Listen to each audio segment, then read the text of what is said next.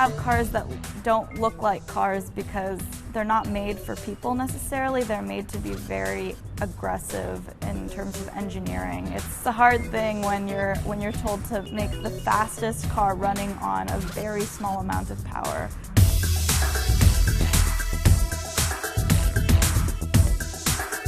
It's a hot and sweaty experience.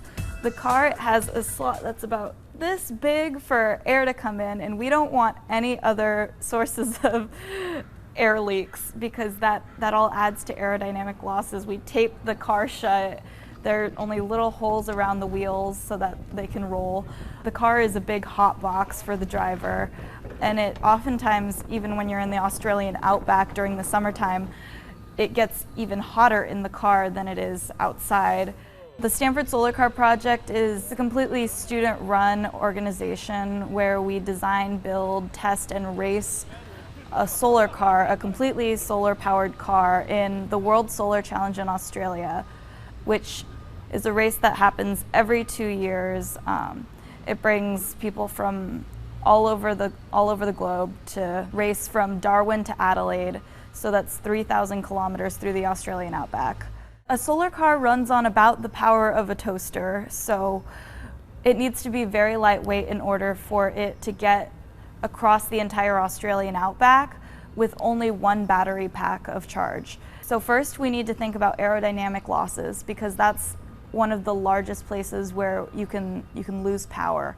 So that's why it's shaped the way it is. It's shaped very oddly. So the body has the shape of an airfoil, and that's true for nearly all solar cars that compete in the World Solar Challenge. What we're building now, this isn't the kind of thing that you're ever going to see on the road.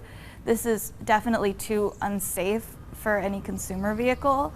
Even though we build our cars out of carbon fiber and aluminum, it would still be crushed by any road vehicle. And so that's why when we're driving the solar car, when we're testing it, when we're racing it, we surround it by our convoy cars. It has a lead that's a bit ahead of the solar car that will holler out if there's anything like up ahead. There's a chase that stays directly behind the solar car at all times, just because people, a normal person who's driving right behind a solar car won't understand how a solar car accelerates, which is very slowly, and how it brakes, which is also very slowly.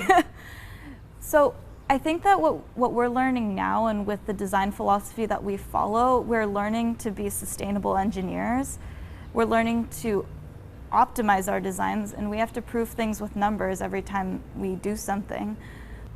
Just because something has existed for a long time doesn't mean that we should take it for granted and take the engineering approach to it for granted. So with the solar car project, we're given a very unique design problem that we have to approach uniquely, and I think that sort of engineering philosophy can apply to all sorts of technologies that have existed for a long time.